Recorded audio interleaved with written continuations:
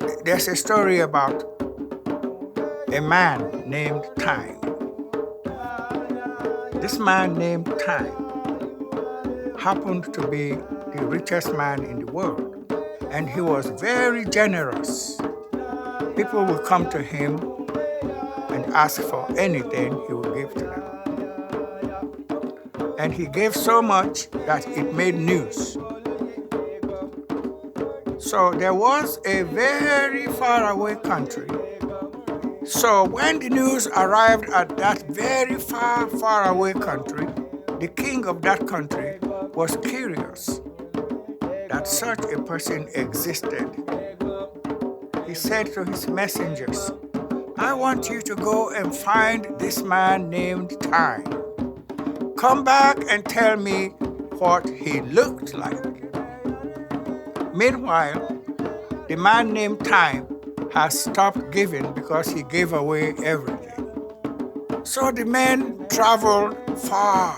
They went over many mountains, crossed over many rivers, crossed over many towns, many deserts.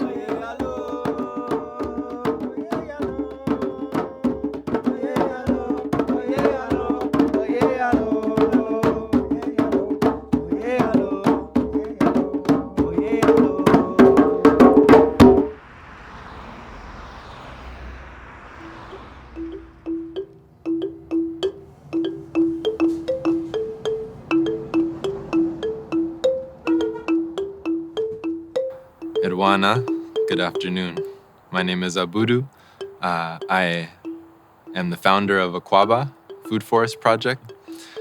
We are on traditional Tomva land, and it's a beautiful garden that we've cultivated here over the last 3 years. This project started with the inspiration from my brother Emecka, who has a big heart, and he hosts Fresh Fruit Saturday at his African shop in Altadena. And he hosts it as a way to offer nourishment to people in the community, fresh fruits for free to people who may be struggling with access to healthy, local, organic foods. And I told him, how do we expand this? How do we make it so we can offer education, how we can grow the fruit locally ourselves to be able to offer more, a more diverse fruit, and fruit that we know is certified organic by our own eyes as well. I grew up with a small garden with trees around my house, and I've always loved trees. This earth consciousness or earth awakening that I've finally had didn't come till maybe 6 or 7 years ago.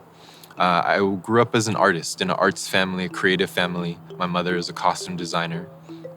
I opened a pottery studio once I got back. I taught pottery lessons, pottery classes for 2 or 3 years. I sold ceramic work in general in the community. I made commissions. And there was a little community garden that was right across the alley from our pottery studio. And a brother of mine named Kurt moved into the pottery studio with me, and he had studied permaculture and traveled, and he started sharing with me a lot of his knowledge. He was making sauerkraut and all kinds of ferments, and food as medicine is his magic. And he started teaching me a lot about gardening and farming. And we started with a plot in the garden, and that little veggie bed was giving me satsang. It was teaching me about life, and it was so nourishing, and there were so many metaphors and insights coming from that little garden bed. I just felt so inspired to continue to learn more.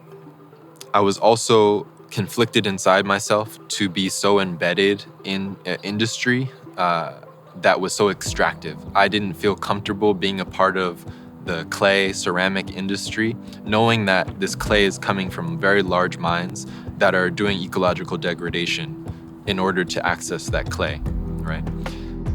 Abudu is my son's friend. He does many things. He comes to drumming classes, he does all of this. And then something happened to him, he decided to work with the land. He started growing food and helping other people. And he came to me one day and said, you have a nice sized backyard. Can we turn it into a garden, community garden? So when we have a food forest garden that is perennial based with annuals integrated into the system, we are able to sequester carbon. Whether that be small scale, like in this small food forest garden demonstration site, or like where I live and work at Mama Tree in Ojai, where it's medium scale, about 30 acres, where we are sequestering carbon with our practices of rotational animal grazing, planting of perennial dominant systems, as well as the way we handle our soils. So we are working with biochar to increase fertility holding capacity, water holding capacity, and nutrient holding capacity in our soils. We are working with wood chip mulch to cover the soil, to feed the soil, right? Wood chip mulch is a food for the fungi and all these different microorganisms. It also provides habitat as well. And it shades and covers the soil to keep it from the extreme temperature shifts, whether they be cold or warm or hot. So for anyone watching this, I encourage you, I implore you to start a food forest garden wherever you can, whether it's in your own backyard or collaborating with your neighbors, your friends. Now, a lot of people don't have access to land. A lot of people are in apartments, and that's a hang up for a lot of people. So take this as an example. This backyard belongs to Baba Onochie, an elder in the community who spends a lot of his time working at his store. Yet there's this big backyard space that's not being utilized. So we need farms to be places where carbon is sequestered, not emitted. And the way large-scale agriculture is functioning right now, these large farms are emitting a lot of carbon. So there are many practices that can be done, small scale or large scale or medium scale, to sequester carbon that are not currently being done on large-scale farms simply because they're not profitable, they're not efficient. With the progression of climate change, we are going to be experiencing food insecurity, unfortunately, because our agricultural system is based on annual food production. A food forest garden is based on perennial plants. Perennial plants are going to be more resilient in the face of climate change because some perennial plants go dormant and come back naturally by themselves. But if you think about, for example, in a flood, what's going to be more resilient, a carrot or a fruit tree? We're just talking about nurturing the earth. I think that's what we're put here to do, is to take care of the earth just like the earth takes care of us. So we need to farm in a way that prioritizes ecology over economy, because there is no healthy economy without a healthy ecology. And if we continue to prioritize economy over ecology, there will one day be a time where there is no more economy because the ecology has collapsed. Finally, they arrived at the town where Mr. Time lived. They found a man sitting under a big tree for shade. And the man was singing a song to himself.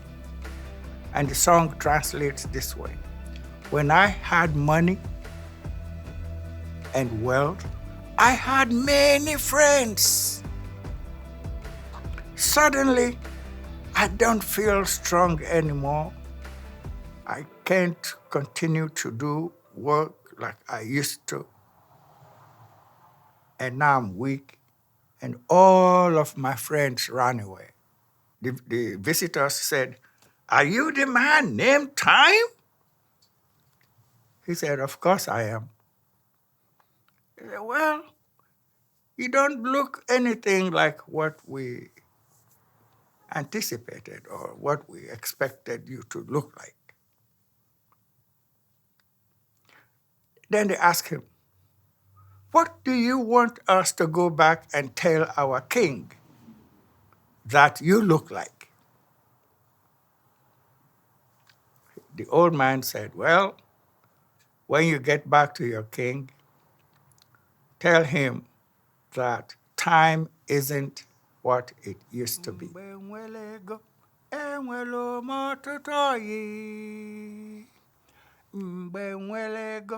enwere m ọtụtụ oyi arụ mesịrịzi m ike ife mmekpa arụ dakwasịrị m ndị oyi m agbanasịa ọ dịghị ego nwelo